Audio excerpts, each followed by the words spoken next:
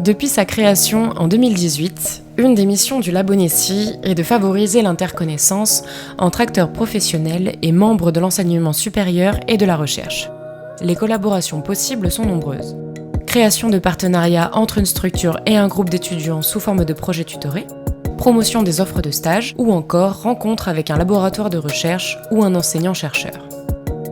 Afin de nous inspirer d'un retour d'expérience positif, nous sommes allés à la rencontre d'un acteur de l'enseignement supérieur de la région caennaise, l'école d'ingénieurs Builders.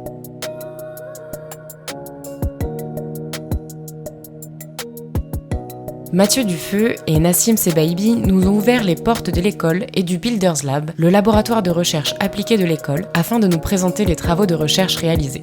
Recherche appliquée, c'est-à-dire les chercheurs qui travaillent au laboratoire réalisent des tests grandeur nature sur des matériaux innovants qui leur permettent de tester en conditions réelles leurs performances. Ces projets sont souvent réalisés en partenariat avec des entreprises locales ou dans le cadre de projets européens.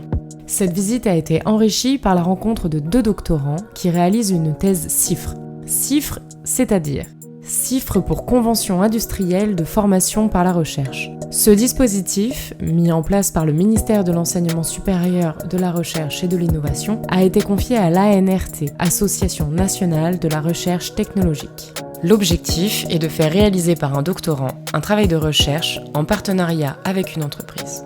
C'est le même principe que l'apprentissage, c'est-à-dire que le doctorant est étudiant et salarié pour une durée de 3 ans, avec pour mission la réalisation d'un travail de doctorat qui aboutira à la soutenance d'une thèse.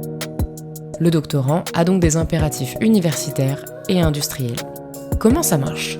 L'entreprise et le laboratoire choisi par cette dernière construisent l'offre du projet en collaboration, puis recrutent un doctorant pour mener à bien le projet de recherche. Le projet est ensuite validé par la NRT et peut débuter. L'entreprise et le laboratoire de recherche établissent un contrat de collaboration qui pose un cadre et dans lequel sont indiqués les engagements des partenaires vis-à-vis des autres pour que le travail débouche sur des résultats pertinents et exploitables. Certains sujets de thèse peuvent être confidentiels. Dans ce cas, le contrat de collaboration permet de fixer le cadre concernant les éventuelles publications ou la propriété intellectuelle par exemple. D'après les doctorants, ce format est donc gagnant-gagnant, car il permet une plus grande liberté pour le doctorant, de très bonnes conditions de travail et d'accueil au laboratoire de recherche et dans l'entreprise, et de bonnes conditions financières, ce qui n'est pas négligeable. L'entreprise bénéficie quant à elle d'une ressource humaine performante consacrée à la recherche, tandis que le laboratoire offre une voie de professionnalisation au doctorant qui lui-même valorise le travail mené au sein du laboratoire.